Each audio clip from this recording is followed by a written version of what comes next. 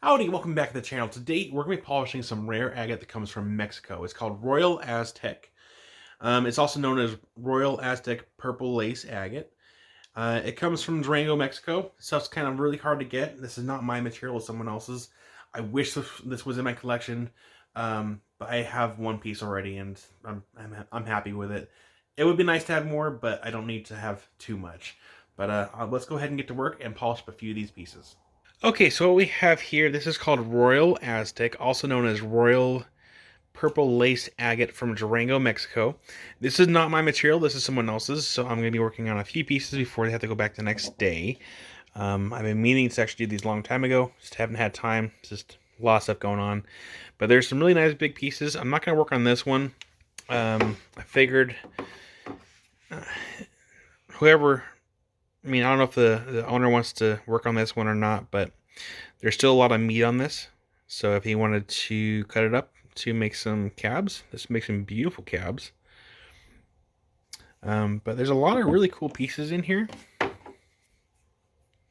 just wish I had all the extra time to really sit down and work on these, because there are some beautiful stones in here. Just look at that. I actually do have a little slab of this stuff in my personal collection. Just look at that I got a long time ago because I thought it was interesting. Never seen it before. And so I think I have, maybe I have two slabs. I know I have one slab for sure. But it's very beautiful material. So Washington has the Ellensburg blue, Oregon has the holly blue, and then this purple agate from Durango, Mexico, and very similar to the holly blue and a lot of the other colored agates. These can actually fade in daylight if they're left exposed to UV too long, and that's why a lot of my collection is actually not in direct sunlight, because that would really suck to lose all these colors. But yeah, we're gonna work on a few of these and see how they turn out. They're just so cool. Just look at that. Look at those colors. The banding is just beautiful. That water is super cold. It's fine. It'll be fine. But we're going to go ahead and get to work. We're going to do the 80 grit, the 180 grit hard diamond wheel. And then we're going to scoot on over here. We're going to then probably have to do the 140 grit Nova wheel, just because it's a harder material, so we'll need some extra sanding. And then from there, we'll bump on over to the 280 grit Nova wheel, and then 600 grit, 1200 grit, and then 3000, and then call it good. So we're going to go ahead and get to work.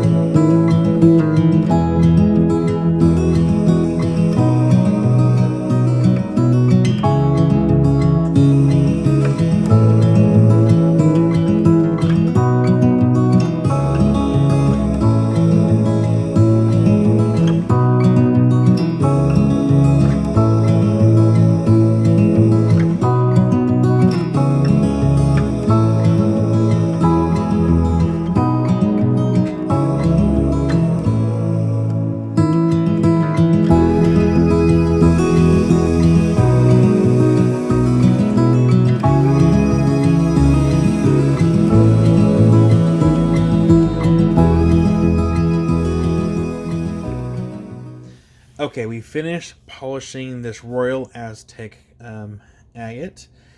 I want to know what you guys think are my favorite stones out of these five. There are two, so leave your guesses in the comment section down below, and also leave what your favorite ones in the comment section as well. I like to read those. So this is the first one. We have some nice purple color. We have some orange color, and this is the polished face here. I did a face polish on all these, nothing too crazy, but got some interesting looking stuff. This one was really, really pretty. And of course, this is the rough side. This is what the bottom looks like. It's still wet a little bit. Yeah, it's very interesting material. It actually polished up pretty quick. It even ground down pretty quick too. I was a little surprised by that. But yeah, it's very beautiful material. So here's the first one. And here's the second one. So this is the rough side. But look at that. The color is just amazing. Not just the color, but the banding too. Just look at that. This one has such beautiful color and just the depth of the stone. Just look at that. Very beautiful. And again, here's the back side. That's the rough. Untouched. I almost polished this backside, but if you look at it, that would have taken a lot of work to really grind that down to flatten it, so it'd be easier to work. But just look at that shine. Yeah, nice shine. We do have some natural fracturing going on, and this is strictly off the 3000 grit wheel. I didn't take it the cerium polish because the cerium would have gotten into that natural imperfection, and it really embedded itself into there, and I didn't want to deal with that. So, but it's fogging up on me. But look at that. It's a beautiful stone. Well, let me know what you think. So that one was number 2. Here we have number 3. Again, these aren't quite fully dry. They're still pretty damp. This one had the crystal pocket here on top. And so it's kind of more of an accent stone because I have the rough sides. We have the crystal pocket up here.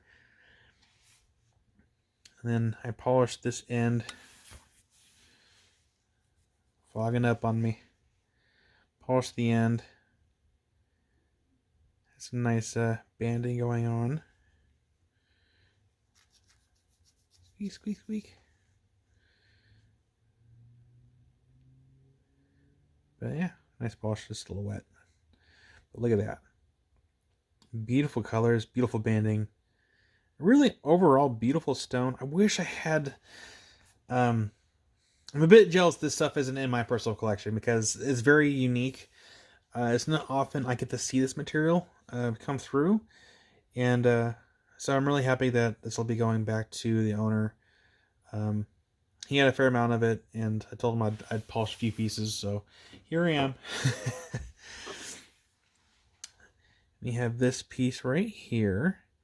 This one's also kind of cool. It's got a interesting kind of like, it's almost like the crust is almost absorbed into, not really absorbed, that's not really the right word I want to use, but you can kind of see a little bit the red banding from the crust here is kind of into the agate.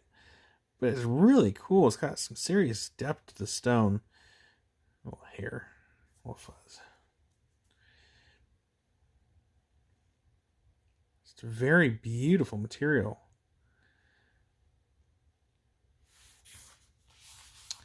Man, look how prepared I am. Just should let these dry first, but that's okay. So yeah, pretty decent polish on there, and just beautiful color. So that was number 4. Here is stone number 5. So this little guy is pretty cute. You got 2 different colors of banding. We do have some natural imperfections of some pitting, which is not a big deal. Again, this is fresh off the 3000 grit wheel. If I take it the cerium oxide, the cerium would have got in there and take longer to clean out. But yeah, we got some purples. We got some purpley pink colors. We have a nice shine. Of course, got some natural imperfections. Not a big deal. But this turned out really, really cool. Really, really cool. Now, I see here I missed a spot, but that's okay. I'm not too worried about it too much. But yeah, it turned out really, really nice. We do have some crystal on top, but that was just more of an accent. It's nothing too crazy. Yeah, cute little stone. Like to know what you guys think in the comment section down below. So, as far as which one was my favorite, hopefully you got your guesses in before I finish showing this stone here. So, if you had guessed stones, because there was two of them, this was one of them. So this is one of my favorite ones, just because it kind of reminds me of like a little treat. so edible and delectable, but yeah, not really edible because it would hurt my teeth a lot. So this is one of my favorites, and the second favorite was stone number 2. Stone number 2 was by far my favorite one, and I can't quite place it. So before I even worked on this, like all up in here looks like this material right here. Like I actually ground down to bring out this face, and I could have ground down a little bit more because if you can see the natural imperfection of the stone right where the white part is, it's going up. I could have ground that down to get rid of all that imperfection, but I just decided to leave it. This is such a beautiful stone, and even with the imperfections, I think it's the color. It kind of reminds me almost like a blueberry yogurt. That's probably the best way I could describe it. Or like I don't know, some kind of berry, like this, the color of it. But I like all the patterns and the coloring and the depth. I mean, let's see if I can get this to focus just a little bit. There we go. Look at that. Isn't that cool or what? I mean, yeah. So, those two were my favorite ones. But they all were, they were all amazing stones. Of course, it's not going to stand up like I wanted to. They were all amazing stones. And I wish I had more time to work on these. If anything, it's probably good that I'm really not, because the owner, he might sell these. He might keep them for himself. Who knows? Like this one right here. This one has a lot of meat to really cut, I guess you can say. Granted, like this side, probably not so much, but back here, you probably get a couple slabs off there. Might be some imperfections, but that's okay. This can probably get a few small good cabs out of it, make some earrings or some pendants. So a lot of these have a lot of good potential, especially this one right here. Like this one, I started to polish, but I stopped. This one can actually be cabbed up, or slabbed and cabbed to make some beautiful pendants. So that was that. Well, what did you think about this material? Let me know in the comment section down below what you thought, and also let me know if you had guessed right on which ones were my favorite. Again, we'll show them again. This one was the big one. I just love the coloring and the patterns. It's just a beautiful stone. We have the rough side here.